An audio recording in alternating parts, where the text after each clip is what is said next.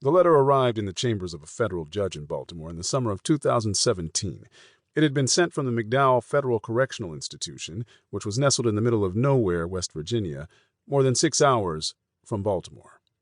On the front of the envelope, the inmate had written, "Special Mail."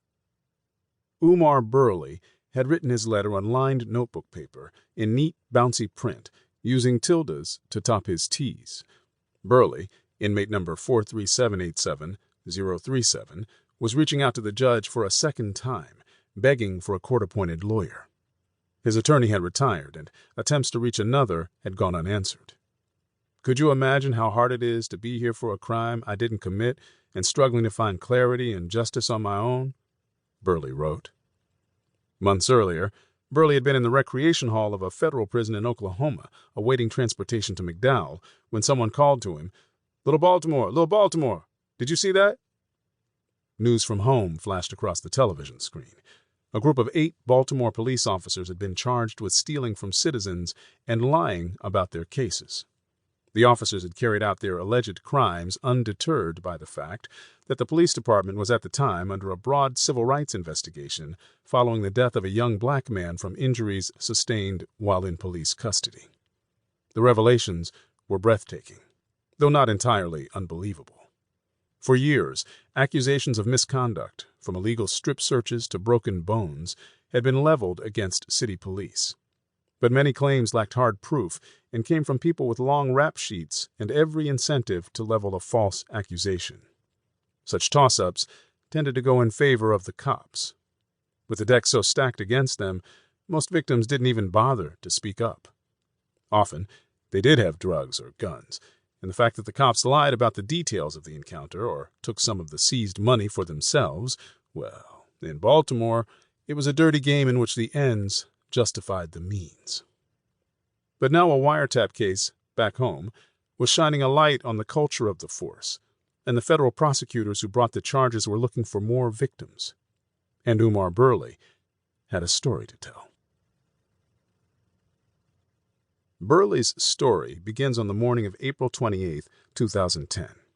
Members of a plainclothes police squad had been summoned for an ad hoc roll call on the street.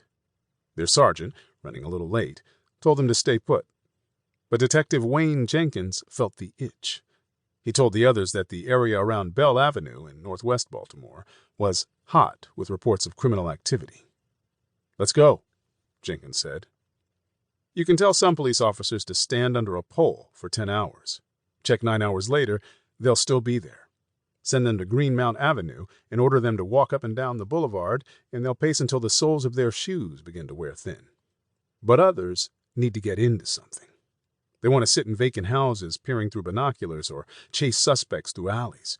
They work ungodly amounts of overtime.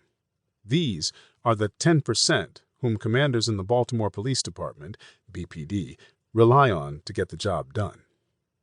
These are also the officers most likely to make up the plainclothes units, known around town as knockers or jump-out boys, a reference to their aggressive tactics.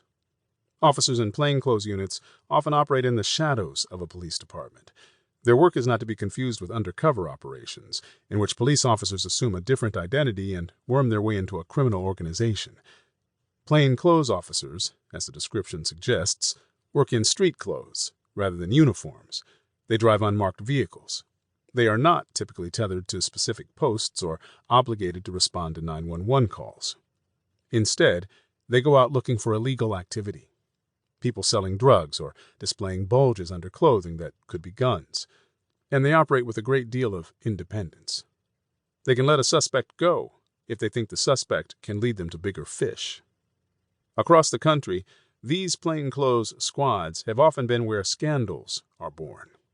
But police department leaders, over the years, have deemed them critical to the crime fight. They are the Vikings who go out into the field and return with a bounty, as one Baltimore chief would later put it. Jenkins seemed perpetually in motion, and his gung-ho attitude quickly won the white former Marine early entry into the BPD's most elite units.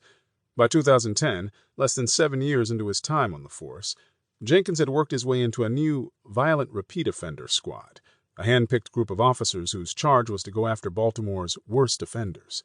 They would often be given names of elusive suspected criminals and allowed only 30 days to build their best case.